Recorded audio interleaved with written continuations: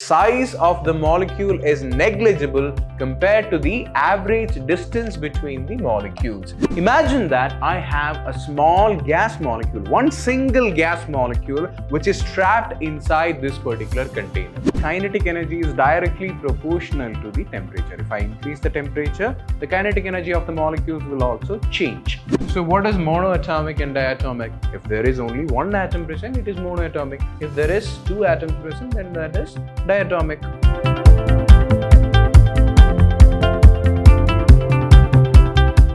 Hey all, I am Hari Krishnan from the Department of Physics, Vidhyaashram PU College, the Temple of Excellence, and we were discussing about the kinetic theory of gases. So let's continue with that particular chapter and let's see what kinetic theory holds for us. So the first thing is the kinetic theory of ideal gases. So what was thought about ideal gases and what were the initial inferences about kinetic theory of ideal gases?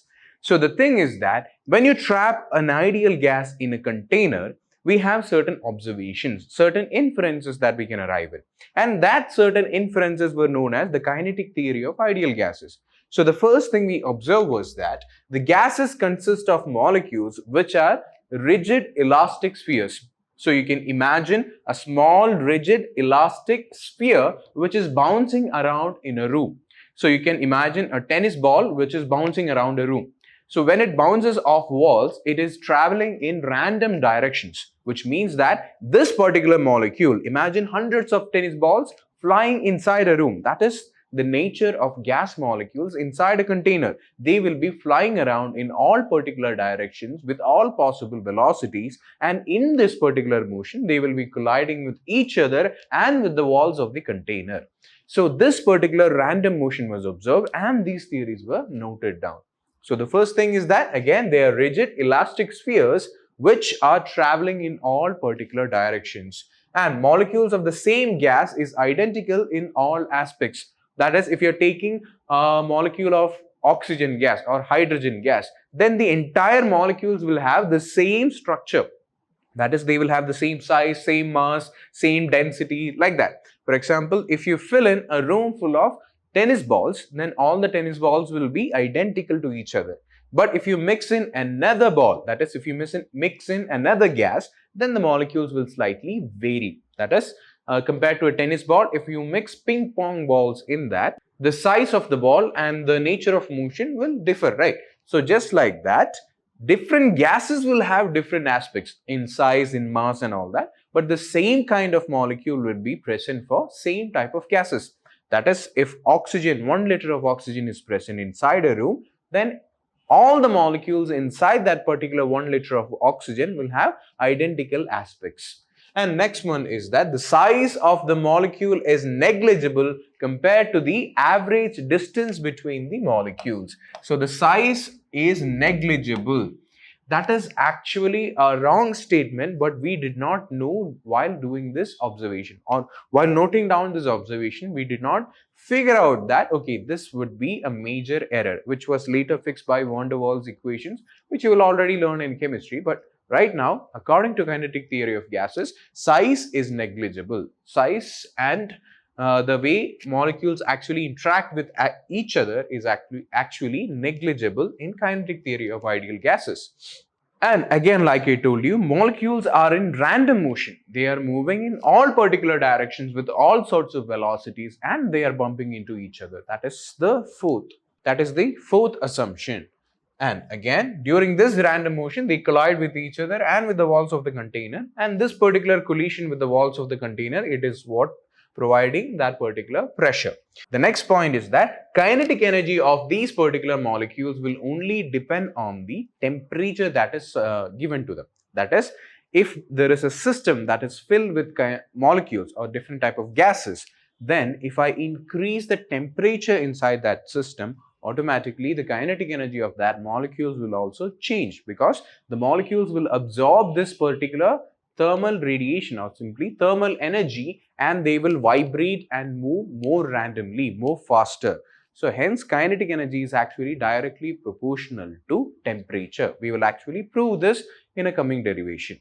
And the next assumption is also proven to be wrong, which is again corrected by the van der Waals equations. But right now we have to study them according to the kinetic theory of ideal gases. And we assume that volume occupied by a single gas molecule is actually negligible. That is, volume of a single molecule is negligible. So that is not actually the case, but again, we assume that it was the case, and then comparing to the entire volume of the gas, the volume occupied by a single molecule was negligible. That was the assumption, which was later proven to be wrong. And then between two collisions, the molecules are traveling in a straight line. That is, after two collisions, so between two collisions, the molecule will be traveling in a straight line with uniform velocity. That is, they are not accelerating per se. So, and the average distance between two successive collisions is known as mean free path, which we already saw in the first session. And that is all about kinetic theory of ideal gases, what the description is all about. Now, it is time for us to start getting into the derivative parts. Now, imagine that in this particular cubical container or a rectangular container, cubical, rectangular, whatever the container is, imagine that I have a small gas molecule, one single gas molecule, which is trapped inside this particular container.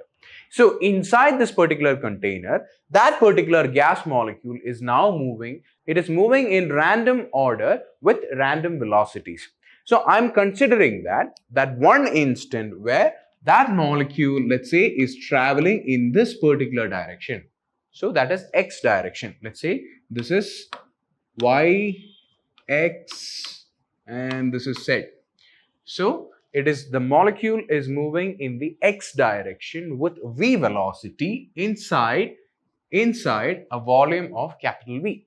So again, the molecule is moving in the x direction. So let's assume that the molecule which is having a mass of m is moving in the x direction with v velocity.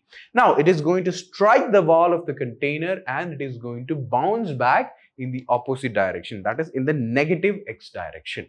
So that is the case which I am imagining here. Now again, we know that the pressure of an ideal gas is provided by the molecules that is impacting on the walls of the container. So as soon as it hits and comes back, it is contributing to the pressure of that particular system. So again, we are going to calculate what is the pressure of an ideal gas using this particular condition. Now the equation for pressure is P is equal to F by A. That is, pressure is equal to force per unit area. Again, force is nothing but F is equal to MA, or it is again equal to dP by dt, rate of change of linear momentum, which means that I can write it as del P by del T divided by A. Now, what exactly is this del P? Del P means, that is, dP or del P is the rate of change of linear momentum, or simply here it is change in linear momentum. So we can say that it is rate of change of linear momentum, that is P1 minus P2, where P is the linear momentum. So here what is momentum? If m mass molecule is moving with v amount of velocity, then automatically the momentum is mv. So since it is traveling in the x direction, I am taking it as mvx minus again the same molecule is bouncing back in the opposite direction. So mvx minus mvx, zero momentum? Not exactly, because since it is going in the positive x direction during the first half, and when it is bouncing back, it is coming in the opposite direction, we have to add one more negative sign, which means that the net momentum is actually doubled. So we can call it as mvx into 2, or simply 2mvx. So x just symbolizes that the velocity is in the x direction. So it is going in the x direction, bouncing the wall, and coming back in the negative x direction, which means the momentum is actually doubled. Now, the next one is delta t. So what exactly is delta t? So time can be written down as distance by velocity. Distance by velocity. Because distance by time was equal to velocity. So rearranging the equation, we have distance by velocity is equal to time. Or here the time interval that takes for the molecule to bounce back in the particular direction we just detected.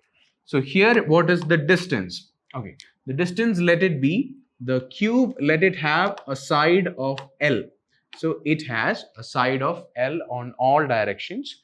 So I can simply say that the distance it traveled is actually L plus L. Going in this particular direction, it traveled L distance.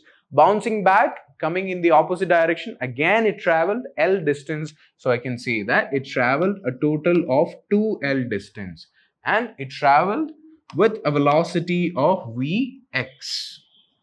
So 2L divided by Vx will be equal to the time taken. So the equation for time taken will be given by the equation 2L by Vx, which means that now F can be written down as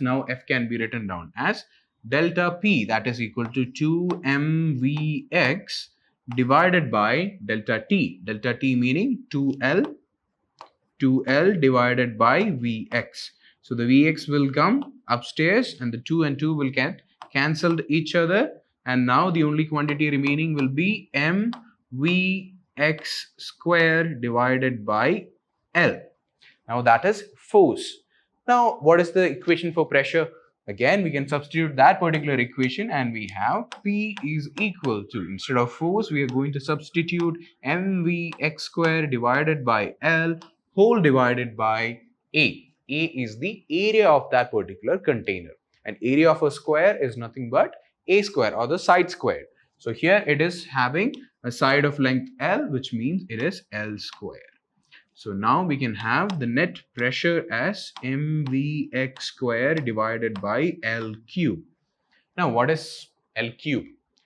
So this is a cube, right? It is a cubical container, and L cube is the volume of that particular cubical container, which means that I can simply write it down as mVx square divided by capital V, where capital V is the volume of that particular container. Now we have an equation for pressure. That is P is equal to mVx square divided by capital V. Now Vx is the velocity in the x direction and capital V is the volume of the container. Now again, one problem is that we only calculated it for the x direction. What about in the y-z plane? That is, what about when the molecule is traveling in the x-axis or y-axis or z-axis, in any random axis? How do we have a generalized statement for this particular pressure equation? So for that, we have to take something known as RMS velocity. So what is RMS? RMS means that it is the root mean square value. So why do we have to take root mean square? So we have to take the root mean square because sometimes when the directions are so random, they will cancel each other out. That is, we cannot actually take the average velocity of this particular gas molecule, because since it is going in this direction and coming back in this direction, if I take the average root, then again plus minus, it will cancel each other out.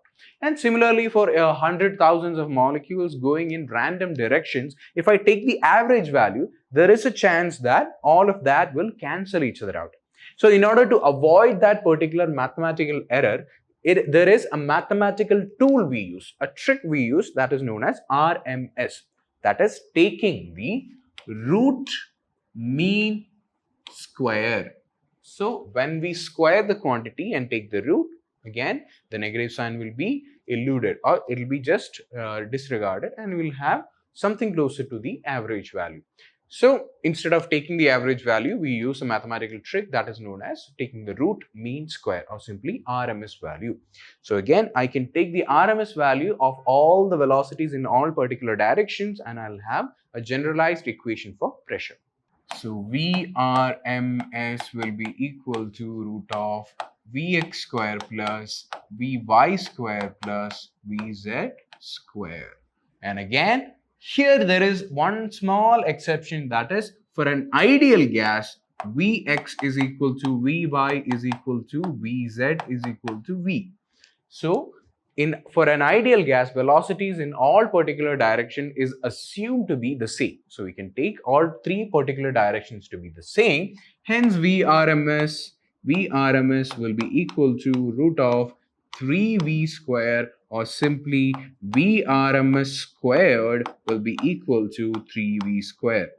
So again, if I take this to the left hand side, I can see that, okay, 1 by 3 VRMS will be equal to, let this be Vx. Okay, let this be Vx. Then I can see that VRMS, 1 by 3 VRMS will be equal to Vx squared.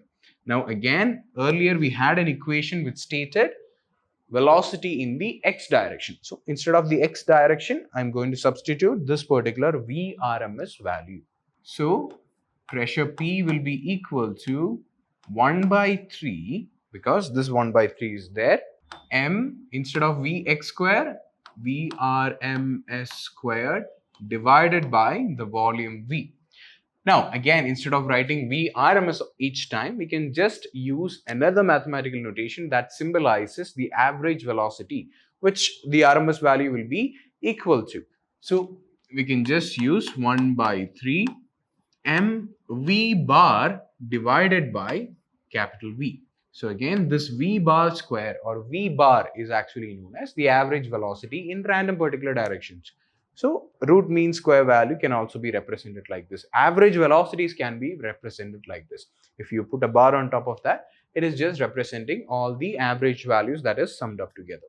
So, this is the equation for one molecule. What if there are n number of molecules? Simple, you just multiply that with nn, then you have an equation for n number of molecules. Now, again, if I take this n by v together, then I can prove it to be, or I can take it to be another value, that is number of moles per unit volume, number of molecules per unit volume can be taken as another quantity that is known as n. N by v, let it be small n, that is number of molecules per unit volume, let it be n. Then I can say that P will be equal to 1 by 3 nm v bar square divided by 3, or 1 by 3 nm v bar square. That is the equation for the pressure of an ideal gas inside any container of volume V. So what is the kinetic interpretation of temperature? So again, we saw in the kinetic theory of gases or ideal gases that kinetic energy is directly proportional to the temperature. If I increase the temperature, the kinetic energy of the molecules will also change. But is it true? So we have to mathematically verify that. So is it true that kinetic energy of a gas molecule is independent of nature of the gas, pressure of the gas and volume of the gas, and only depends on the temperature of the system? So let's see if that is true. So again, we start from the equation we just derived, that is pressure of an ideal gas is equal to 1 by 3 m v bar square into n, where n is capital N by V, which means I can simply write it as P is equal to 1 by 3 N by V, V bar square into M, right? Now, again, if I take the V to the left side, then PV is equal to 1 by 3 M V bar square into N. Now, this particular PV resembles the ideal gas equation we already seen, that is PV is equal to nRT, but for physics we redefined it in terms of Boltzmann constant, that is kBT. So for n number of moles, so I'm just assuming that, okay, for n number of moles, the ideal gas equation PV is equal to nRT, which is again redefined as nkBT. So I'm going to assume this particular equation, then I can write it as nkBT will be equal to 1 by 3 nm v bar square. So n and n cancels out, and in order to eradicate the 3 here, I'm going to take it to the left hand side. So 3 kBT is equal to v bar square. Now again, we have mv square here. In order to make it to kinetic energy, we only need 1/2. So I'm going to divide both the equations by 2. So I get 3 by 2 kBT is equal to mv square by 2. So half mv square is nothing but kinetic energy. So I can simply say that kinetic energy is equal to 3 by 2 kBT. Now, this particular 3 by 2 is actually a constant because kB is Boltzmann constant, which is having a certain value. 3 by 2 is also a number which is having a constant value, which means Ke is directly proportional to T, or kinetic energy of a gas is directly proportional to its temperature without any other quantities depending on this. So this is the kinetic interpretation of temperature. So the next topic is degree of freedom. So what exactly is degree of freedom? Degree of freedom actually just represents how a molecule is.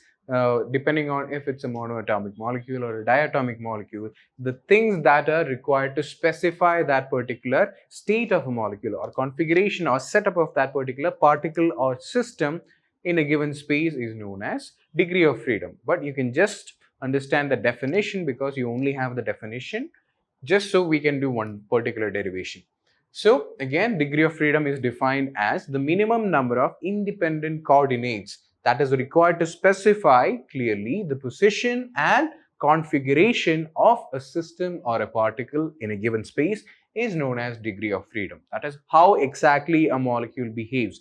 Is it going left? Is it going right? Where exactly is it? What is the vibrational state? Is it spinning? Is it not spinning? All those things will be clearly explained by degree of freedom. And again, all this you will only study at higher order physics. But just now for this particular derivation, this is the information you need. So again, molecules can be divided into two main categories, that is monoatomic and diatomic. So what is monoatomic and diatomic? If there is only one atom present, it is monoatomic. If there is two atoms present, then that is diatomic. So again, monoatomic will have a degree of freedom of 3. You don't have to know why it is 3, where the derivation is coming from. All that you will study if you're taking physics or chemistry in higher order classes. So just remember that monoatomic has a degree of freedom of 3, while diatomic can be classified into two different categories. That is, diatomic will have a degree of freedom of 7 or 5, depending if it is a rigid molecule or a non-rigid molecule. That is, if it is a rigid molecule or a non-rigid molecule, the degree of freedom will be different. For example, a rigid molecule will have a degree of freedom of 5, while a non-rigid molecule will have a degree of freedom of 7. That actually depends. Degree of the rigid molecule and non-rigid molecule just means that how it actually behaves in certain conditions. That is, if it is behaving in a certain way, or is it flexible to move around. Depending on that particular conditions, you can classify it into rigid or non-rigid. You just have to understand what is the degrees of freedom of these three things. That is, for monoatomic molecules, degree of freedom is 3. For diatomic molecules, the degree of freedom is 5 and 7. That is for rigid and non-rigid. Now, the last important topic of this particular chapter is known as law of equipartition of energy. That is, if you have an entire system which is having different degrees of freedom of different mixture of gases, how exactly is the internal energy of that system, or simply the energy of that system distributed? How is the energy distribution? So, according to law of equipartition theory, it is said that each molecule is given, depending on the degree of freedom it has, equal amount of energy. That is, the energy that is of the system is equally distributed amongst all the molecules that is existing in that particular system. Only condition is that depending on the degree of freedom. That is, the energy that is distributed will actually depend on the temperature of the system and the degree of freedom of the molecule that is being chosen. So, for example, we can define the law of equipartition of energy as if a system is in thermal equilibrium, or simply equilibrium at absolute temperature, then the total energy of the system or total energy is contributed equally in all different degrees of freedom, and the energy of each freedom, that is, each degree of freedom will be having an energy of half kBT. Half kBT meaning half times Boltzmann constant times the temperature of that particular system. So that will be how the energy is distributed. And this particular energy distribution will actually have a relation with the specific heat capacity of different type of gas molecules, which we can find out very easily just now. But before that, to write down the total energy equation, that is law of equipartition, can be just written down in a small equational form like this. That is, the total energy of a system, or simply U, is equal to degree of freedom, that is degree of freedom, DOF meaning degree of freedom, times half kBT. So whatever I explained in words here is written down in a mathematical form here. So the energy of a system will be equally distributed depending on the degrees of freedom of the individual molecules, and each degree will have, or each freedom will have, an energy of half kBT. So again, I hope you remember what is specific heat capacity from the last two previous chapters. So we are going to use that particular term here in order to find what is the specific heat capacity of a monoatomic molecule first, then to a diatomic molecule. So again, what is the degree of freedom of a monoatomic gas? That is monoatomic gas, which means it is having a degree of freedom of 3. That is degree of freedom of 3. What will be the specific heat equation or capacity of that particular monoatomic gas molecule? So here I am considering N to be 1 mole. So throughout the equation, I am only considering N to be 1 mole, which means I am only considering 1 molecule of gas inside a particular system, which means that the total energy equation can be written down as total energy, I'm indicating it as U, is given by DOF times half kBT. So here degree of freedom is 3, so 3 times half kBT. So here it is 3, so we can write it down as 3 by 2 kBT. So this will be the energy of a monoatomic gas molecule, given that the degree of freedom is 3 and the number of moles are 1. Now again, we can represent this particular equation in a different form. That is, this is when we use Boltzmann's constant Kb. But instead of using Boltzmann's constant, we can also represent using the universal gas constant R. Or we can have a relation in terms of the quantities we have already studied about. So how can we change Boltzmann's constant Kb into R? We know that Kb is actually equal to R by Na.